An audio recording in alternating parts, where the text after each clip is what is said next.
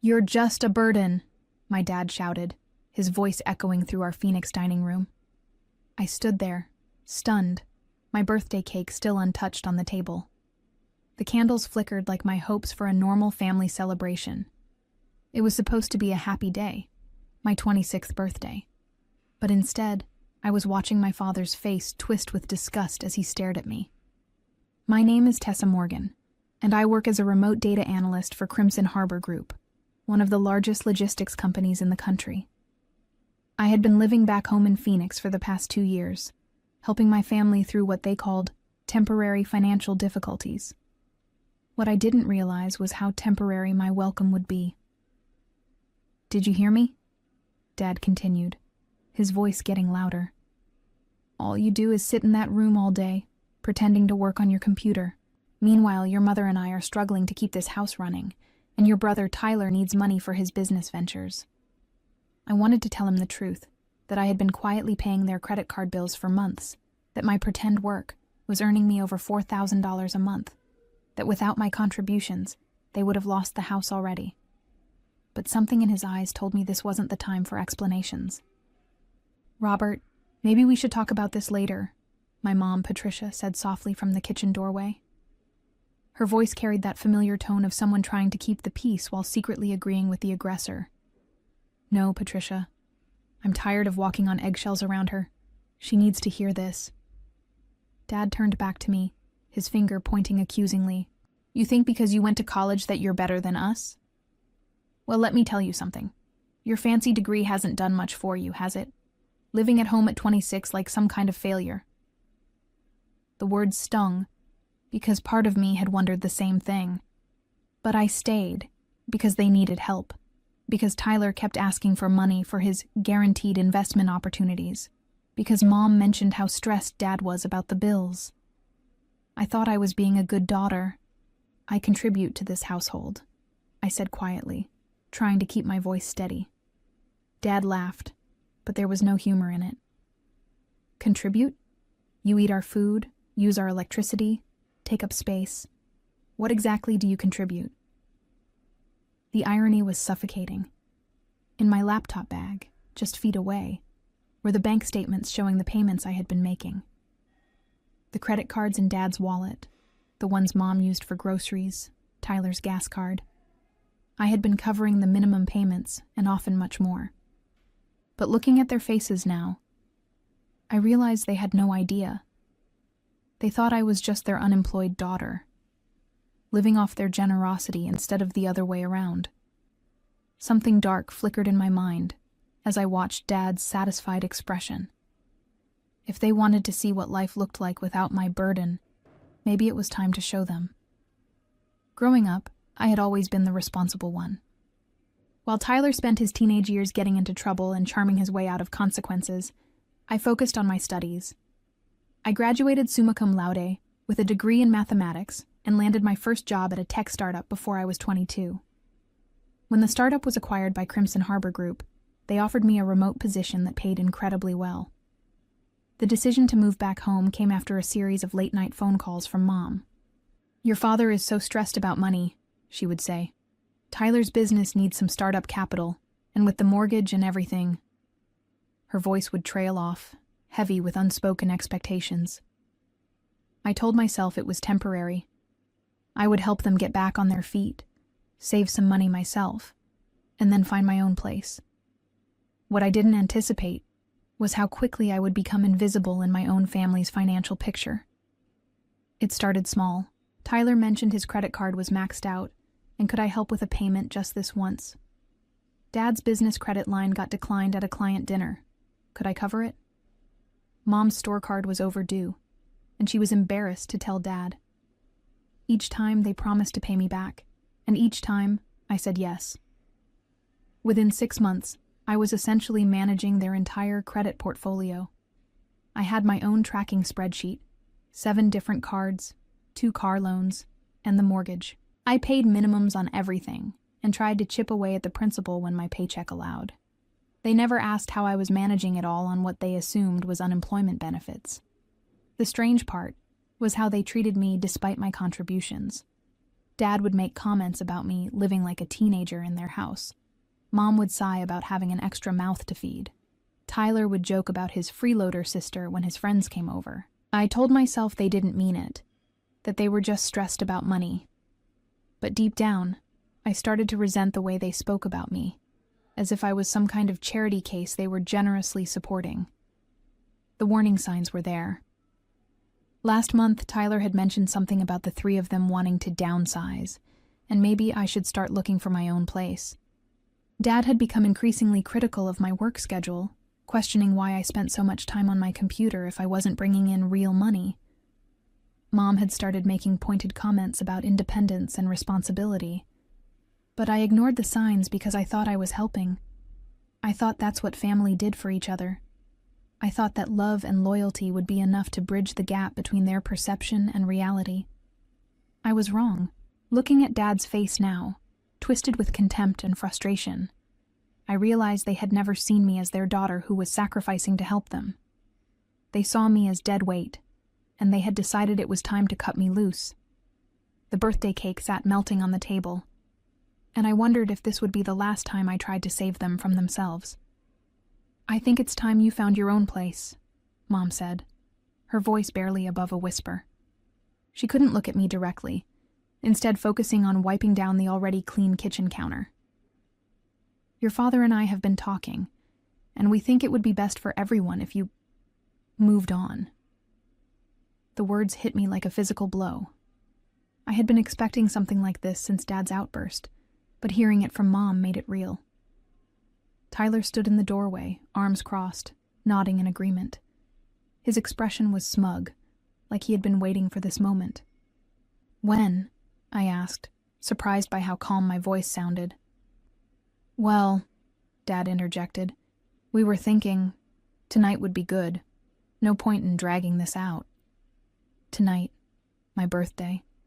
They wanted me gone on my birthday. I looked around the living room where I had spent the last 2 years, at the bills scattered on Dad's desk that I had been secretly managing, at the family photos where I smiled obliviously next to people who apparently saw me as nothing more than an inconvenience.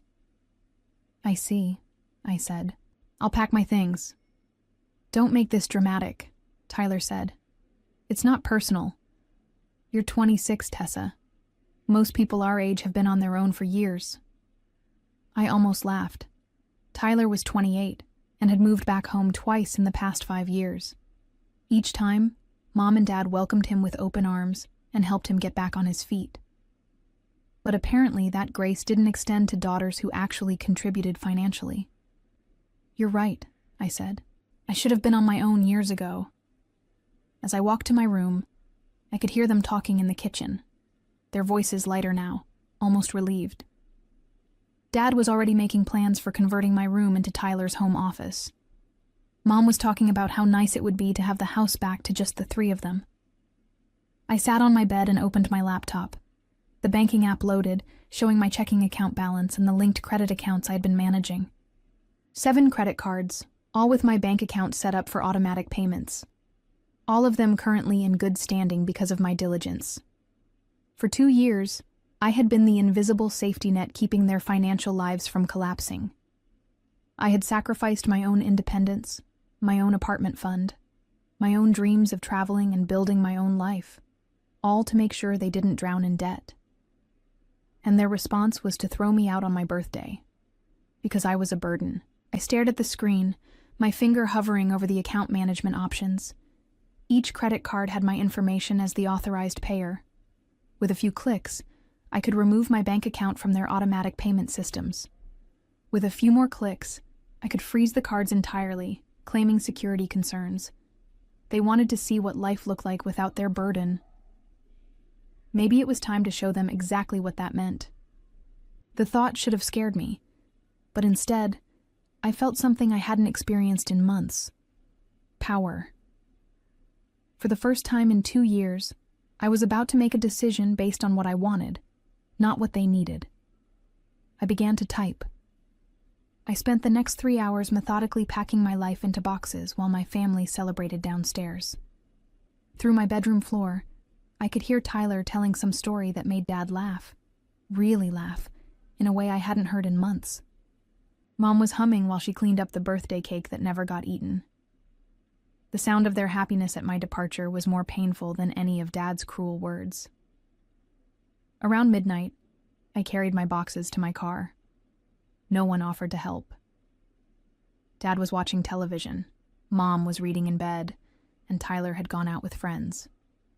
I might as well have been a ghost for all the attention they paid to my leaving. As I loaded the last box, Tyler came home. He walked past me without a word, then stopped at the front door. "You'll thank us for this someday," he said. "You were getting too comfortable. This will be good for you." I wanted to tell him about the spreadsheet on my laptop, about the $1,400 I had transferred to his credit card just last week when he called crying about missing a payment. I wanted to show him the bank statements proving I had been covering his car insurance for 8 months. Instead, I just nodded. "You're probably right," I said. The cheap motel room I checked into smelled like industrial cleaner and disappointment. I sat on the scratchy bedspread with my laptop open, staring at the banking interface. It was 2 a.m., and I was finally alone with my thoughts and the full scope of what I had been doing for my family. I pulled up my personal spreadsheet and calculated the total. Over $34,000 I had paid toward their debts in the past 2 years. Minimum payments, overdraft fees, late charges, interest. I had covered it all. My own savings account, which should have been enough for a down payment on a house, was nearly empty. The credit card companies made it easy to remove myself as an authorized payer. A few security questions, a couple of clicks, and suddenly their automatic payment systems had no funding source. I didn't cancel the cards entirely. That seemed too cruel. I just removed my financial responsibility for their choices. But as I worked through each account, I discovered something that made my blood run cold. Tyler's business credit card, the one he claimed was for legitimate investments, had charges I had never seen before. Luxury hotels in Las Vegas, high-end restaurants, a jewelry store purchase for $8,000. All of it paid for with money I had been contributing. I dug deeper into Dad's accounts and found similar patterns. Business dinners that were actually expensive steakhouse visits with his golf buddies. Office supplies that were clearly personal electronics. Mom's store card showed purchases for designer handbags and spa treatments, all while she told me they were struggling to make ends meet. They hadn't been struggling. They had been living beyond their means and using my money to subsidize their lifestyle while treating me like a charity case. My phone buzzed, a text from Mom. "Hope you find a nice place. We love you." I stared at the message for a long time. If they loved me, why had they made me feel like such a burden? If they cared about my well-being, why had they never asked about my job or my income? Why had they taken my help for granted while making me feel ashamed for needing a place to live? I turned off my phone and closed my laptop. Tomorrow, I would drive to San Diego and start over. Crimson Harbor Group had been asking me to relocate to their West Coast offices for months, offering a significant salary increase and relocation assistance. I had turned them down because I thought my family needed me. It was time to start thinking about what I needed. As I tried to fall asleep on the uncomfortable motel bed, I wondered how long it would take them to realize what had happened. Their credit cards would start declining within days. The automatic payments that had been keeping them afloat would bounce. Their carefully maintained credit scores would begin to crumble. Part of me felt guilty for what was coming, but a larger part of me felt something I hadn't experienced in years. Freedom. I woke up to 17 missed calls. It was 7 a.m., exactly 12 hours since I had left, and my phone was buzzing constantly. Dad, Mom, Tyler. They were taking turns calling, leaving increasingly frantic voicemails. I listened to them while I packed my remaining toiletries. "Tessa, honey, call me back. There's been some kind of mistake with the credit cards." Mom's voice was tight with worry. "Tessa, what the hell did you do? My card got declined at breakfast." Tyler, angry but not yet understanding the scope of the problem. "Call me back immediately. We need to talk." Dad, using his authority voice like I was still a child who could be commanded. I drove toward San Diego while they called. 3 hours into the drive, the voicemails became more desperate. Tessa, please, I know you're upset, but we can work this out. Just call me back. Mom, now clearly panicking. The bank says you removed yourself from all the accounts. What the hell does that mean? Tyler, finally beginning to understand. You vindictive little... Just call me back. Now. Dad, no longer trying to hide his rage. I pulled over at a gas station and finally answered when Mom called for the 4th time that hour. Tessa, thank God. Where are you?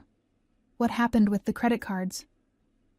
I'm not responsible for your credit cards anymore, I said calmly. I removed my bank account from your automatic payment systems. Silence. Then, what do you mean, your bank account? Mom, who did you think was paying those bills? Another long pause. Your father... I thought... We assumed... You assumed wrong. But how... Where did you get that kind of money? I almost laughed. From my job, the one Dad thinks is pretend, the one Tyler jokes about. I've been working remotely for Crimson Harbor Group for 2 years, making $55,000 a year. I've been paying your bills because I thought you needed help. I could hear her talking to someone in the background, probably Dad. When she came back on the line, her voice was small. Tessa, we didn't know. If you had just told us. I tried to tell you. Remember when I said I was contributing to the household? When I mentioned my work? You never listened because you had already decided I was a failure living off your charity. That's not... We didn't mean... Yes, you did. And that's fine. But I'm not your safety net anymore. I hung up and turned off my phone again. The drive to San Diego gave me time to think about the magnitude of what I had just done. Without my payments, their credit cards would start declining immediately. Late fees would kick in within days. Their credit scores would tank within weeks. The lifestyle they had been living, the expensive dinners, the shopping trips, Tyler's business expenses, would come to an abrupt halt. I felt a twinge of guilt, but it was quickly overwhelmed by anger. They had been living off my income while treating me like a burden. They had been using my money to fund their luxuries while making me feel ashamed for needing a place to live. They had thrown me out on my birthday. After 2 years of financial support, they didn't even realize they were receiving. When I reached San Diego that evening, I called my contact at Crimson Harbor Group's West Coast office. Tessa, I was hoping to hear from you. Are you reconsidering our offer? I am. How quickly could I start? How about Monday? We've been holding a position for you. When can you be here? I'm already here. The relief in my manager's voice was palpable. Perfect. Let me help you find a place. We have corporate housing available, and there's a great apartment complex near the office with immediate availability. For the first time in months, I felt like someone wanted me around. By Sunday, I had a furnished 1-bedroom apartment 3 blocks from the beach. By Monday, I was sitting in my new office, signing paperwork for a position that paid nearly $70,000 a year. By Tuesday, I had turned my phone back on to discover 43 missed calls and 27 text messages. The messages painted a picture of escalating panic back in Phoenix. Saturday. Call us back. This is serious. Dad. Sunday. Tessa. Your father had to cancel his golf weekend because his card was declined. Please call. Mom. Monday. My car payment bounced. I could lose my car. Call me. Tyler. Tuesday. The mortgage payment failed. We could lose the house. Where are you? Dad. Wednesday. I know you're angry, but this is going too far. Call your mother. Tyler. I sat in my new office, looking out at the San Diego skyline, and felt absolutely nothing. No guilt, no satisfaction, just a strange emptiness where my family anxiety used to live. My new colleague, Jessica, knocked on my door. How are you settling in? Better than expected, I said. It's nice to be wanted somewhere. Well, You came highly recommended. The Phoenix team spoke very highly of your work. They were sad to lose you. Their loss, I said, and meant it. That evening, I walked to the beach and called my family back.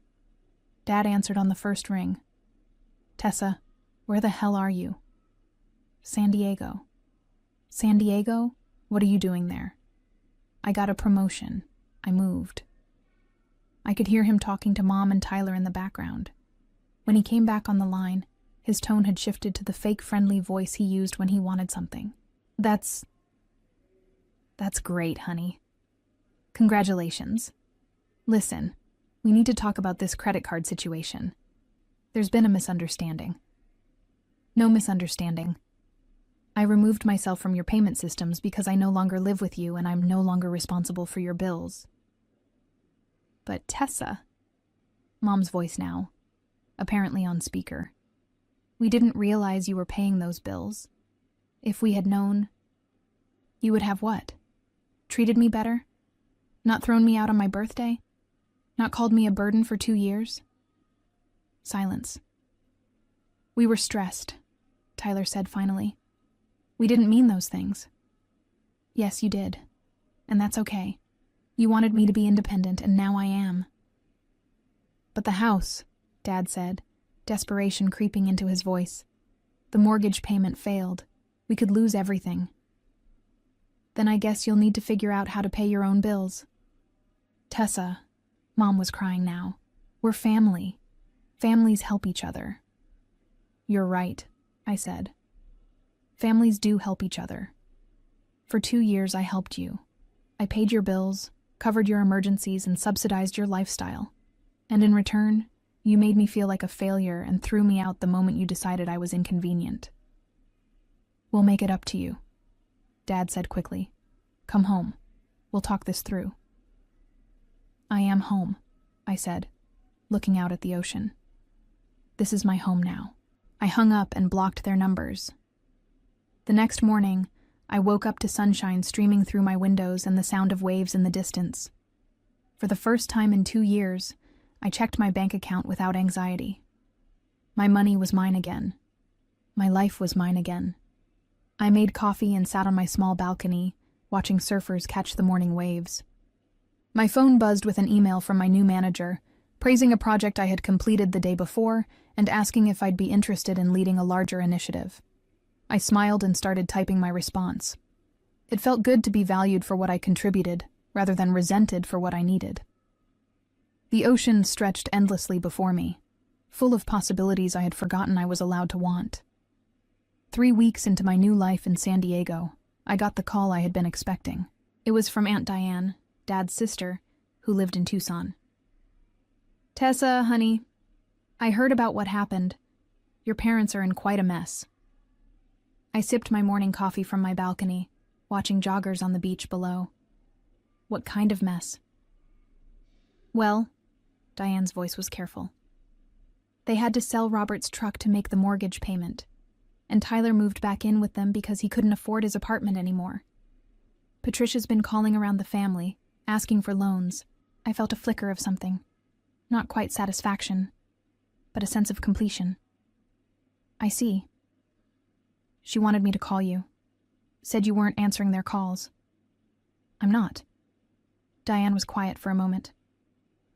Tessa, I know they hurt you, but they're family. Maybe there's a way to work this out. I had expected this call. In our family, women were always expected to be the peacemakers, to absorb the pain and smooth things over. I had been playing that role for 26 years. Aunt Diane, did they tell you I was paying their credit card bills for 2 years? What? No, Robert said you were unemployed. I wasn't unemployed. I was supporting them financially while they called me a burden and made me feel ashamed for needing a place to live.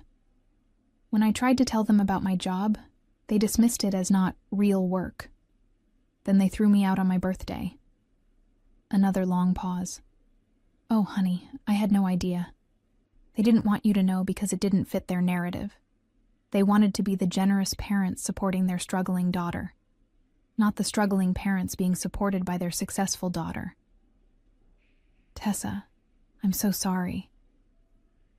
It's not your fault. But I'm not fixing this for them.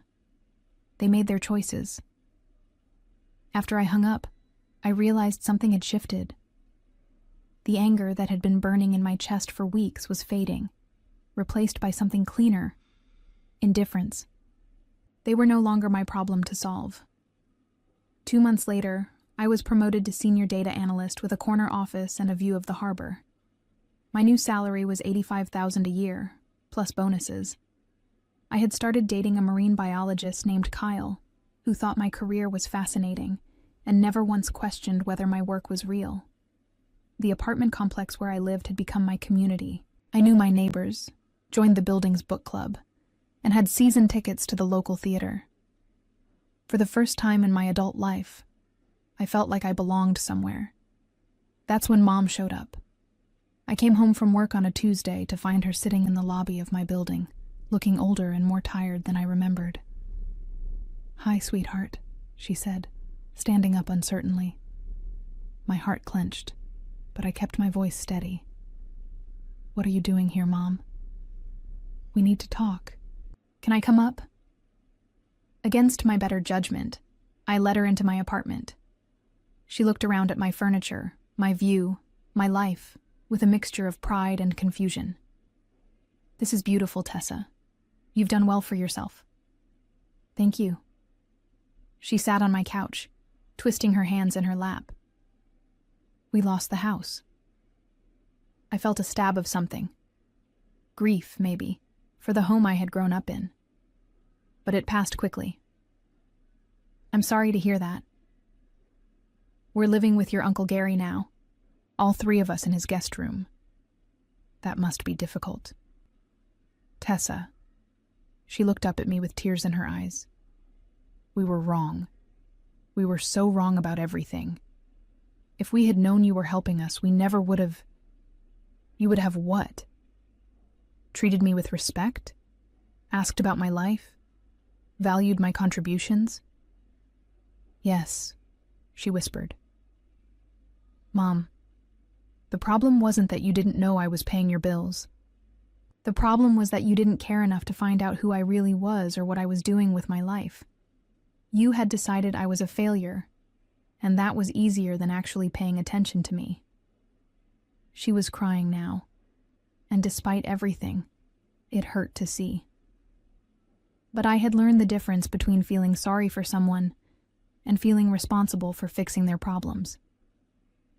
"I came here to ask you to come home, to help us get back on our feet." I looked out at the ocean, at the life I had built, at the future stretching ahead of me. "Mom, I am home."